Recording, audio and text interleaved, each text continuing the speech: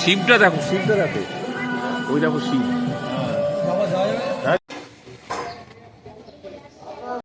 শিবের মন্দির দেখাতে নিয়ে এসছেন এই মঠের মহারাজ, ইনি হচ্ছেন ইনচার্জ। মঠ মহারাজের এতে এসছি আমরা।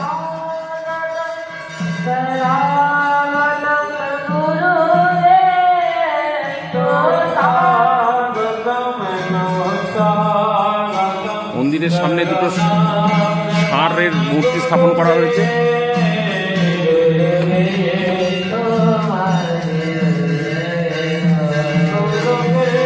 অনেক দর্শনার্থীও এসছেন দেখার জন্য। সামনে বাগান। যখন পাক করি তখন 5 কুইন্টাল মানে 500 কিলো ভোগ রন্ধন হয়। মানে খিচুড়ি যদি বানাই তো 500 কিলো, 100 কিলো চাল, 50 কিলো ডাল আর 50 কিলো আলু।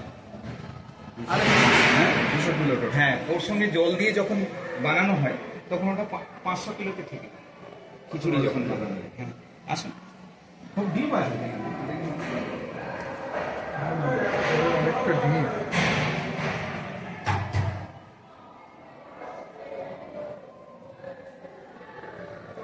জন্মাষ্টমী, রাধাষ্টমীতে এবার এমনি সময় এই উনুনটা এই 3টে উনুনে সেবা মানে কাজ। মোটামোটা কাঠে নিয়ে দেওয়া হয়। হ্যাঁ, এই ছোট কাঠ দিলে তো দেশলাই কাঠের মতো জ্বলে যাবে।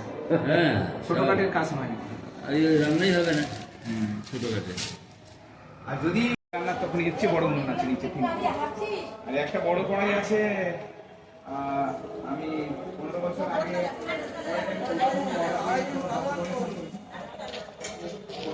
এই কাঠটি বর্তমানে ঝুলিয়ে রাখা হয়েছে, এটার সাহায্যে রান্না হচ্ছে। এই কাঠ যত পুড়ছে এই দড়ির সাপোর্টে আছে, তার জন্য কোনো অসুবিধা হচ্ছে না। রাধারানীর ভোগ রন্ধন হচ্ছে এখানে, সবজি টবজি সমস্ত কাটা হয়েছে।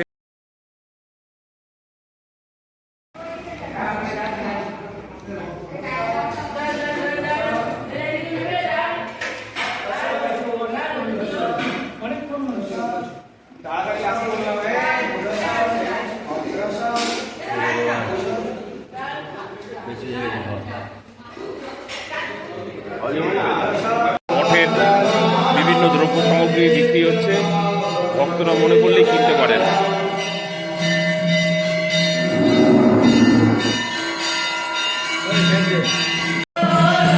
দেখতে পাচ্ছেন নানা রকমের মূর্তি, খুব সুন্দর স্বাস্থ্যের উপরে তৈরি করেছেন মহারাজ। রাতের বেলা আরো সুন্দর লাগছে দেখতে।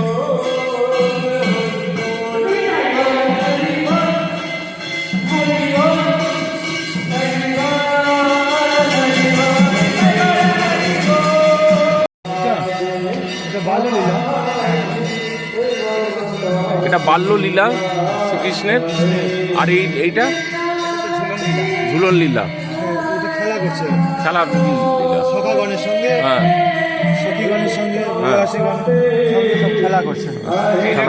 সময় যখন বকাসুর এসে আক্রমণ করলো না, তখন কৃষ্ণ স্বয়ং হ্যাঁ।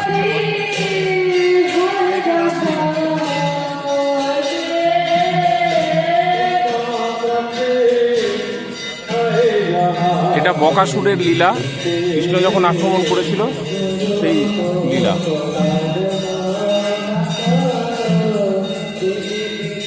থেকে গাড়ি দাঁড়িয়ে আছে।